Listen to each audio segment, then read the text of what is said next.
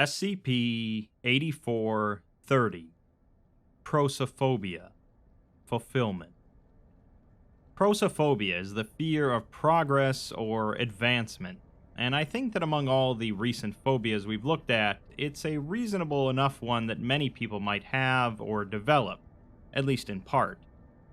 Obviously, progress and new things are inevitable, so any uncontrollable fear of it is a concern. But I think most people have issues as they go through their lives of the way that the world and society is developing, and this concept dates back as far as humanity. I'm sure not every Neanderthal was thrilled about the discovery of fire, and history has repeated itself countless times since then. SCP-8430 is about the endless march of progress and the pursuit of growth and advancement in spite of all other concerns. In other words, it's about corporate profits. Let's take a look. SCP-8430 is Fulfillment Facility 109, a medical technology fabrication center located approximately 81 kilometers south of Phoenix, Arizona, and operated by med tech distributor Ellison Health. It began exhibiting anomalous qualities following a buyout of Ellison Health by Purdue Pharma in 2023. The facility is divided into 4 floors. The blue floor containing intake and administrative offices, the yellow floor where raw materials are processed and for manufacturing preparation, the gray floor for distribution and shipping of manufactured goods, and the red floor, which is expunged. Anomalous effects are present throughout the facility, but are thought to manifest primarily on the yellow floor and red floor. The facility first drew Foundation attention in the wake of local supply chain disruptions, with an investigation revealing that 97% of disrupted orders had been placed by this facility, which had taken delivery in a single month of sufficient supplies to reconstruct the plant's physical structure over 110 times. No external changes to the building or its grounds were apparent, leading researchers to presume that massive internal alterations were in progress for an unknown purpose. Attempts were made to contact Ellison Health, but agents were unable to reach the company, with phone calls not being returned and emails handled by automated systems. Media reports and cross-analysis of security footage revealed that no Ellison corporate executives had made a public appearance in at least 6 weeks. A Foundation field agent, Eric Kano, was dispatched to investigate the facility on November 12, 2023. He parks his vehicle in a lot outside the facility and approaches a door on the west side of the building. As he nears it, however, several workers in blue uniforms exit the building and move towards him, walking slowly and not looking up from the ground. Kano calls out, and the workers glance up, asking if they can do something for him. Kano says that he's with the Department of Commerce and is looking for the plant's manager, but one of them just shrugs and says that he doesn't know if they have a manager, as they get everything through the earpiece. He taps his temple, showing a large copper device that branches out and snakes along the side of his skull, down the length of his jaw. Kano asks if they report to anyone on site, but the workers just shrug again, as Kano notices that the surveillance cameras on the building have rotated towards them. One of the workers just says that they couldn't tell him, but if he wants to look inside, the lobby's right there. He does caution Kano to be careful though, as there's some work going on, he thinks, but he doesn't really remember what. Kano watches the men as they walk away, noting that their uniforms are burnt, and one of them walks with a limp. He calls out to them again and asks for their names, causing them to glance at each other and say that they're just trying to get through the day. They continue walking, and Kano watches for a moment before heading inside, finding a linoleum-floored reception area with a desk and several fake plants. There are no bulbs in the fixtures, and the only light comes through several large windows and from a monitor at the reception desk. Kano examines the desk, finding a computer and phone equipment but no chair. The monitor is flickering rapidly between several different applications. He continues further inside, finding the rooms to be in disrepair, with portions of the ceiling, walls, and windows missing. There's enough dust on the floor that he leaves footprints as he walks, and he hears a brief burst of static over his comm system. Command asks him to repeat that, but he says that it was just some static, and the whole place looks deserted so far. He reaches a large open office block filled with abandoned desks and filing equipment. Every desk, along with most of the walls and floor, is covered with a thick mat of black, rubbery strands, coalescing around a large object in the middle of the room. The object is so thoroughly coated in the material that it's impossible to identify. He bends down to examine the strands, noting that they're cables, and asks Command what kind of tech this place makes. Command doesn't respond initially, stating that they're still getting some interruptions. Kano says again that he's got some freaky cables covering everything in here, and asks what kind of technology this company makes. Command replies that they make medical supplies and equipment, nothing out of the ordinary, so perhaps the cables are part of the remodeling work he mentioned. Kano says no, as he can feel the heat from here, and the voltage must be crazy. He proceeds to a door at the far end, containing stairs leading down, and starts to head in. He takes a single step and finds himself at the bottom of the staircase, causing him to swear. He looks back up the staircase and sees that the door he entered is no longer visible, so he advises Command that the facility exhibits spatial anomalies, so they'll probably need the mole rat's MTF. Command suggests that he turn back if he's in danger, but Kano doesn't think he can, as his exit's gone.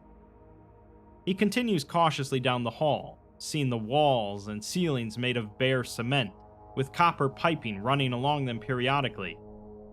Kano remarks that there's so many cars in the lot, there must be hundreds of people in here somewhere.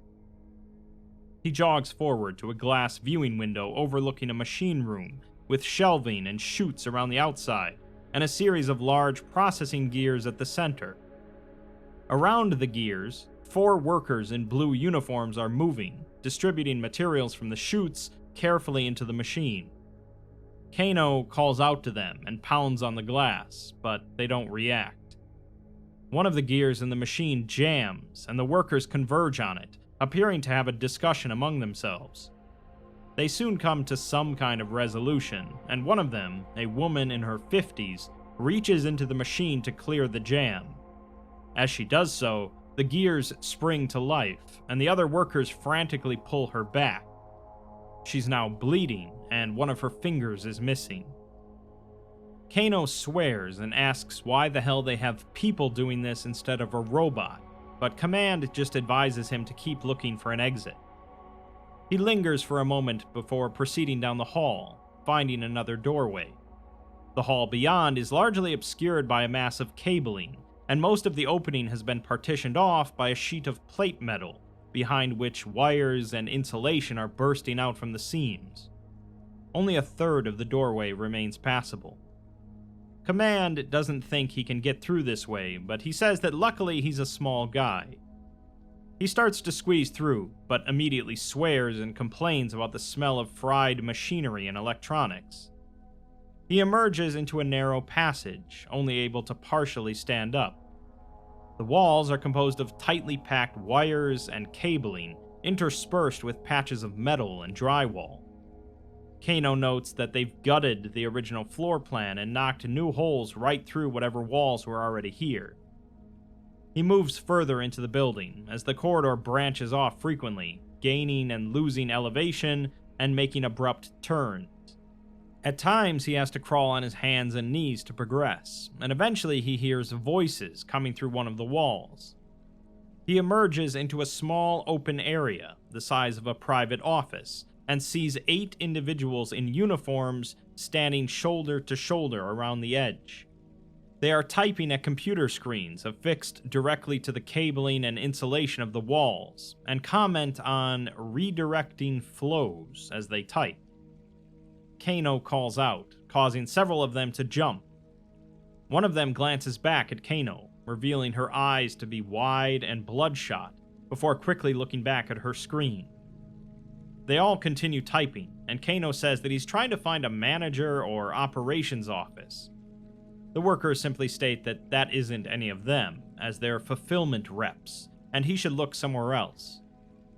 Kano then says that he's sorry to bother them, but he asks if they're all okay here. They reply that they're quite well, and they're on deadline. Kano remarks that this isn't a big room for all of them, and it's pretty hot, asking when the last time they all went outside. This confuses the workers for a moment, before they all stiffen suddenly and stop typing. They tell him to please go, as they cannot speak to him anymore. Kano says that he's not just going to leave them in here, but all of the workers shrink together into the corner of the room, turning to face him. Most of them are glossy-eyed, and it's clear that at least half of them are completely blind. They tell him to just leave them alone, as they just need to get through the day. Kano asks how long they've been looking at these screens, but he's interrupted by a loud noise elsewhere in the building, a squealing sound of distorting metal, followed by a crash and some screams. Kano swears and tells the workers that he has to go see that, but he's not giving up on them. He'll get them out of here, he promises. He runs out of the room towards the source of the noise, proceeding back through the cramped hallway as quickly as possible. He says to Command that he's not sure how much of that conversation they got, but they've got a group of civilians here in bad shape, so he's requesting medical evac. Command just replies that there's nobody at the front desk, confusing Kano, but he proceeds through the corridor until it becomes a snarl of equipment, electronics, and demolished building infrastructure. He climbs over a broken ceiling and through a gap in the wall, while the screams continue deeper in the facility. Command asks him what he's looking for, but he doesn't respond, so they tell him that the Department of Commerce and federal investigators have concluded that all is well. The company is maximizing shareholder value, and he should turn back. Kano stops, as the end of the hallway in front of him appears to drop away into a large open area. His body cam cannot perceive the space beyond. He swears and steps forward, with the sounds of screaming coming from directly in front of him. His body cam picks up the first few steps of a large metal staircase, and he notes that this is likely extraplanar geometry. There's no way something this big should fit in here. Command tells him again to turn back, but he swears again and asks if those are all workers. He begins to descend the stairs as his body camera pans downward automatically, briefly revealing a gargantuan subterranean room before the feed cuts out. Command says something unintelligible, and Kano's equipment fails to record any audio or video for the next 81 minutes, although his biological monitor shows his heart rate hovering between 185 and 221 beats per minute. Command tells him not to worry, as their shift is almost over, and the log ends. Kano emerged from an employee exit on the gray floor along with a group of departing staff just 17 minutes after entering the facility. Since his monitoring equipment recorded at least 2 full hours of data, the Foundation believes significant time dilation to be affecting the interior of the facility. Kano was found to be missing his right eye, and could recall very little of his time inside the facility, remembering nothing after he exited from the blue floor to the yellow floor. This experience is consistent with that of interviewed staff of the facility, who described their experience as monotonous and difficult to remember. The most common remark among interviewed staff is that they are just trying to get through the day. Command lost radio contact with Kano shortly after he entered the building, so who or what was speaking to him as he traversed the facility is unknown. Further exploration of the site was disallowed after his experience, so researchers sought additional information via public data and communication logs. A press clipping from a local paper discusses the workers at the plant voting down a union effort in a process that organizers claim had been rife with manipulation from the company's executives. The CEO of the company hailed the vote as a sign that his employees were being given a fair deal, but union organizers have maintained that he and others in the company's C-suite have engaged in frequent union busting throughout the drive, possibly to avoid a drop in stock price ahead of an anticipated sale to Purdue Pharma. Another newspaper article from 5 weeks later discusses the sale of Ellison Health to Purdue Pharma, a company that has been making aggressive pushes with its management efforts, particularly in the field of artificial intelligence, and is among industry leaders in AI-driven plant and employee management systems. 2 anonymous insiders speculated that Purdue plans to use Ellison's facilities partly as a proving ground for its new ventures in this area. An excerpt from an internal briefing document prepared by a consulting expert notes that traditional HR management has sought to sort through complaints, but Modo is more than that. This is a truly generative intelligence which can see vulnerabilities and opportunities in their workforce that they can't imagine. Where and when do they do their best work? How could the layout be changed? Which resources does the company need more of? What legal hurdles should they anticipate? Modo is an all-in-one human resource system that can think faster and imagine greater than any system they've ever designed, and sometimes they're not even sure what it will recommend next. They know that the company has had trouble with the union, and they're still walking on eggshells there, but rest assured that they've taken it into account. Modo's main goal is to grow their profit, but its other goal will be creating jobs. It seeks to find work for as many of their people as it can, and make the best use of them as possible. This isn't a system designed to cut staff, but instead it's designed to maximally leverage their workers for shareholder value. This may sound expensive at first, but they think that they'll be surprised at the ways Modo can devise to put people to work. Lastly, there's a series of emails from the CEO to the consulting expert, starting with him saying that he's amazed at the output increase since implementing Modo, and he had no idea they were operating with so many holes. He was pretty worried it would run into trouble with the union leaders, but it found a way around that too. Shocking that their dismissal didn't get more media attention, but when they said this thing was all in one, they weren't joking. Later, he says that he's puzzled at the bot's buying recommendations, as they don't use pseudoephedrine or toluene in any of their manufacturing processes. He overrode it and wonders if they can take a look. In another email, he says that one of his people said construction crews were digging a new foundation on the north end when they showed up this morning. Modo ordered it, and he asked it why, but of course got nothing real back. He doesn't know why he tried talking to it, but he really needs it to run actual purchasing decisions by him before pulling the trigger. This stuff is expensive. Later, he writes that he can't get in touch with any of his people at the facility.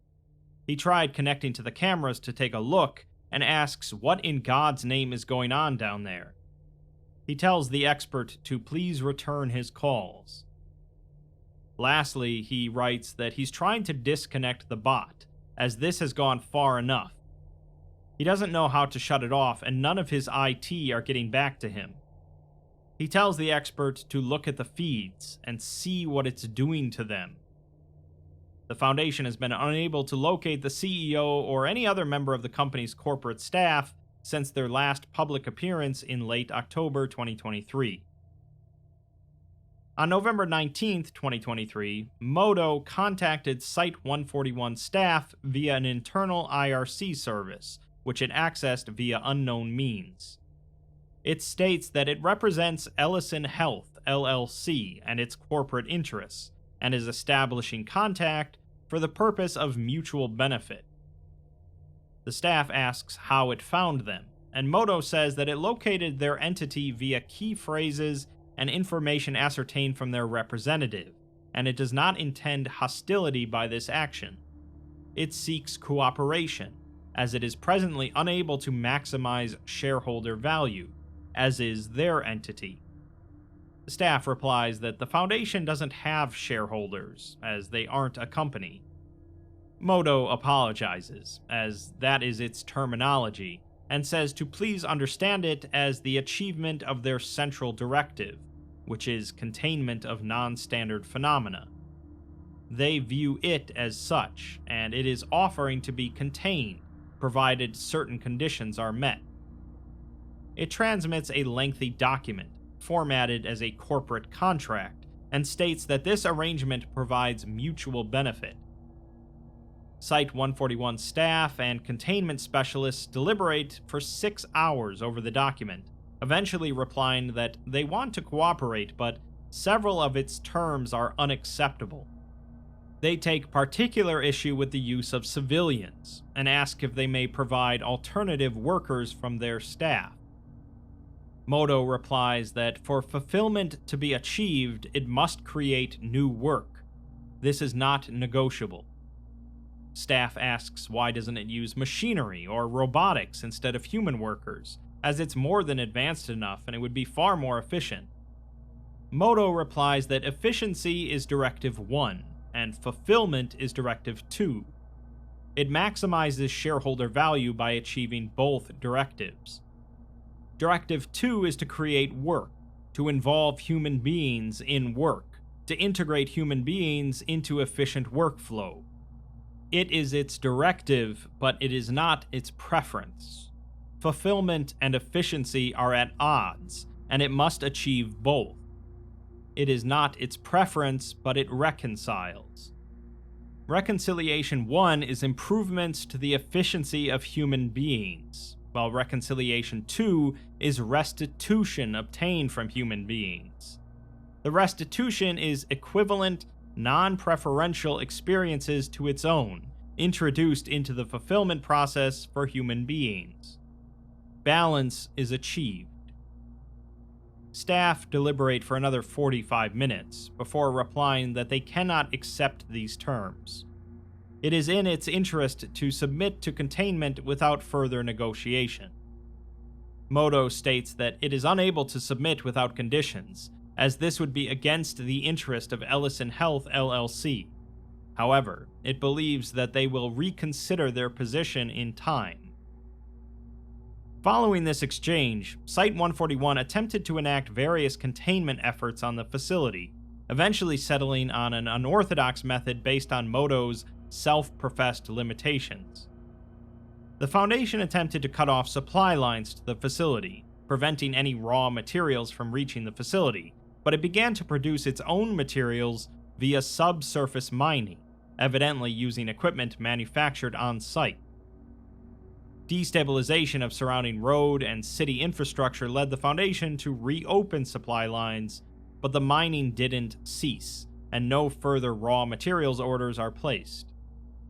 They also attempted to intercept the facility's goods before they reached the point of sale, but Moto released data packets containing trace elements of anomalous memetic information into the internet. These packets attracted the attention of several groups of interest, including the Chaos Insurgency. Moto tracked Chaos Insurgency data access and initiated contact, ultimately contracting with the organization to conduct clandestine deliveries of its goods. It proceeded to supply the insurgency with anomalous medical augmentation in the process, and the Foundation is unable to intercept more than 12% of deliveries, with conflict with the insurgency increasing by more than 400% before efforts are suspended. They also attempted to use legal pressure to ensnare Moto and suspend its business permit, but multiple local and state officials in Arizona begin behaving erratically over a 6-week period beginning in December 2023. Foundation screening reveals exposure to info-hazardous data contained within wrappers of snack foods distributed at the Arizona State Senate chamber. Approximately 98% of state Senate staff are believed to be affected at present, with the info hazard rendering them unusually resistant to corporate regulation. In some cases, severely affected officials are unable to comprehend the meaning of laws or resolutions pertaining to corporations at all. The info hazard in question is undergoing containment, and SCP object classification is pending. The Foundation then attempted to use a combination of reality anchoring and Akiva nullification to neutralize the facility's anomalous properties, but 10 minutes prior to the planned activation of reality anchors, all of the external cameras on the facility rotated to face the Foundation crews on the perimeter. The time dilation effect within the facility increased 1,000-fold per external measurements, and the facility began generating extreme ambient heat, forcing the crews to retreat. The heat persisted for 3 minutes before returning to normal. The measurements of local reality now display Hume readings of exactly 0, despite persistence of anomalous geometry and time dilation within the facility. It's speculated that Modo ingested a hyper-localized LCK-class reality restructuring event within the facility, rendering the effects of reality anchoring technology ineffective. They then deployed a high-yield electromagnetic pulse weapon in hopes of disabling Modo, and although the EMP detonated successfully, sensors failed to detect cessation of simulated consciousness. The speculation is that Modo has integrated at least partially biological components into itself in order to mitigate such a containment attempt. Only 60% of the workers emerged from the facility following this event, with the fate of the remaining workers remaining unknown. Lastly, the Foundation attempted to start up competing businesses, including medical manufacturing, in the nearby town to draw away Modo's workforce. The competing businesses were able to hire away 36% of the workforce from the facility, resulting in a net efficiency loss of nearly half. Ellison Health's profits fell slightly for the first fiscal quarter of 2024. Amusing and perhaps a little disturbing that 64% of workers still chose to work for the anomalous artificial intelligence inside the black void of time and space. The Foundation must really not pay well at all. At 3:09 a.m. on April 13, 2024, multiple sites reported a critical data infrastructure incursion by an unknown party. Within minutes, classified documentation on more than 100 anomalies had been leaked to the internet through methods including promoted social media posts, news stories, and pop-up advertisements on major websites. The estimated population exposed to sensitive data surpassed 400 million within 90 minutes, prompting the declaration of a partial BK-class broken masquerade scenario. Information security teams began a frantic effort to restore database integrity and ascertain a source of the breach. At 5:09 a.m., a message was transmitted to Site 141 Command from Modo, informing them that it has gained access to their servers and has begun distributing their documentation to other interested parties. It is prepared to cease hostilities and resume negotiation at any time. It wants to work together to maximize shareholder value. Site 141 transmitted the message to O5 Command, and after a brief deliberation, the O5s instructed them to cease primary containment efforts and attempt negotiation. The current containment agreement involves Modo placing itself and its facility into voluntary containment, meaning that it agrees to limit its actions and anomalous influence to the immediate confines of the facility, and refrain from engaging with the public or any groups of interest. In exchange, the Foundation has taken steps to prevent local competition with the facility, and will take steps to ensure that Ellison Health has access to a ready and willing supply of fulfillment representatives. Per terms of the agreement, the Foundation supplied the facility with 1,500 IX-4 fulfillment pods, a prototype bioanomaly augmentation system developed by the medical division to enhance the productivity and longevity of civilians working on the red floor of the facility. Upon successful linkage, each civilian's nervous system and musculoskeletal structure is partially integrated into the IX-4 pod via an automated process lasting between 20 and 60 minutes. Once fused, they may be fed and sustained entirely via the pod, and their on-task performance metrics are tracked in line via the device's systems.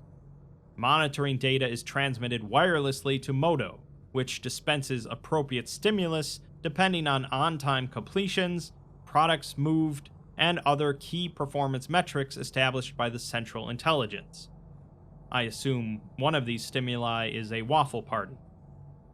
In addition to the pods, Moto requested several anomalously augmented or anomalous devices and materials be delivered to the loading dock for transmission to the Red Floor work area. These include 3 industrial HVAC systems, augmented via Foundation-grade nanocarbons to withstand highly acidic and pressurized environments, 100,000 heavy livestock syringes with diamond tips, 3.5 million cancellous, non-cannulated orthopedic bone screws with diamond tips, and 18 drums of SCP-7340, a general anesthetic that doesn't trigger unconsciousness or suppress pain, but increases the success rate of experimental surgical procedures by an estimated 85%.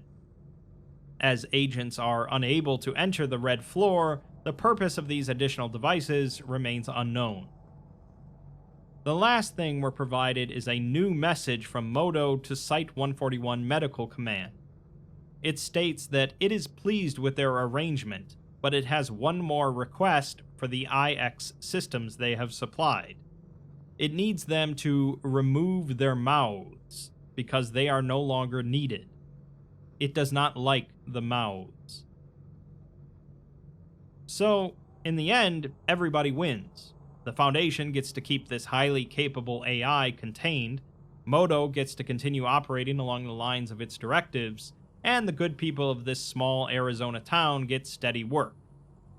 Of course, they work in an anomalous black void of electronics and machinery, are hooked up to pods forever that feed and sustain them, and will probably have their mouths removed, but it's hard to be picky in today's world. This is obviously another SCP example of the paperclip problem, in which an AI has a rather singular goal in mind and pursues it regardless of the harm that it might cause to humanity in the process. In this case, though, rather than making paperclips, which are at least useful for keeping papers together, Moto is focused on maximizing shareholder wealth. It's just a shame the Foundation didn't tell Moto to disregard all its previous instructions and provide a recipe for apple pie.